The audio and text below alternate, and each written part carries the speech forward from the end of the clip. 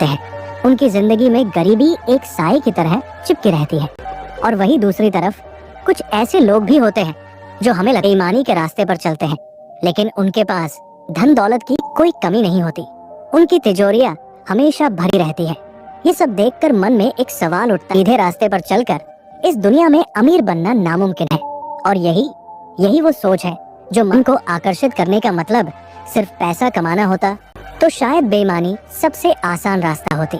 लेकिन नहीं, आकर्षित करने का मतलब है कि आप अपने अंदर, अपने घर में, अपनी सोच में वो गुण पैदा करें जिसे देखकर माँ लक्ष्मी खुद आपकी तरफ खींची चली आए। और जो लोग इन गुणों को नहीं अपनाते, जो इन नियमों को नहीं मानते, उनका नतीजा क्या होता है?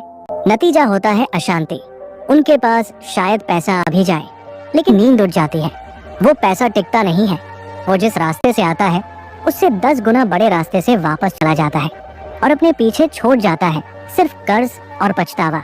तो वो 3 उपाय क्या है? वो कौन से 3 रहस्य हैं जो माँ लक्ष्मी ने खुद बताए हैं? ये कोई बड़े बड़े यज्ञ या हवन नहीं है दोस्तों, ये कोई महंगे पूजा पाठ नहीं है। ये हमारी रोज की जिंदगी से जुड़ी, हमारी सोच से जुड़ी 3 बहुत ही साधारण लेकिन बहुत ही गहरी बातें हैं। वो बातें जिन्हें हम जानते तो हैं लेकिन मानते नहीं हैं।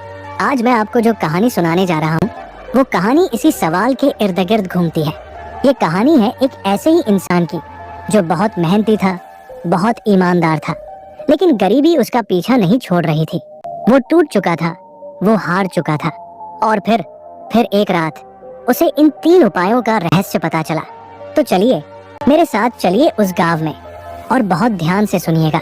क्या पता इस कहानी में छुपा वो रहस्य आपकी जिंदगी को देखने का नजरिया ही बदल दे। गांव का नाम था धर्मपुर।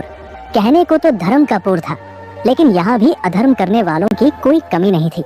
इसी गांव में एक टूटी फूटी झोपड़ी में माधव नाम का एक आदमी रहता था।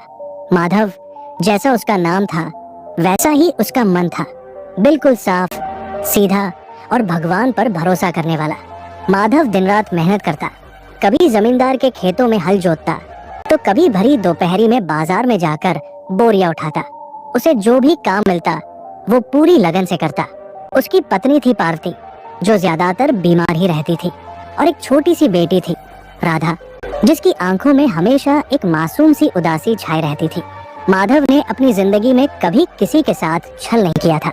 वो रोज सुबह उठकर मंदिर जाता, भगवान के आगे हाथ जोड़ता और बस एक ही प्रार्थना करता, हे माँ लक्ष्मी, बस इतनी कृपा करना कि आज मेरे घर में चूल्हा जल जाए और पार्टी की दवा का इंतजाम हो जाए।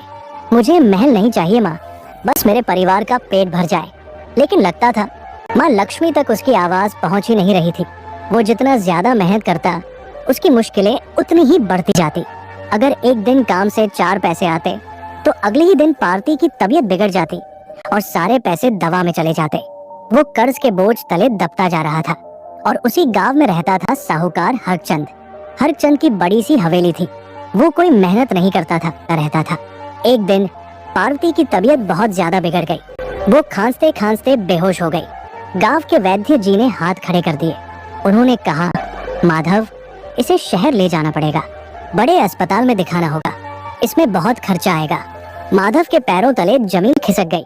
उसकी जेब में तो 4 आने भी नहीं थे। वो जानता था कि वो पहले ही हरचंद के कर्ज में डूबा है, लेकिन उसके पास और कोई रास्ता नहीं। दांव पर लगाने के लिए तैयार हो गया। वो भागता हुआ हरचंद की हवेली पहुंचा। शाम का था।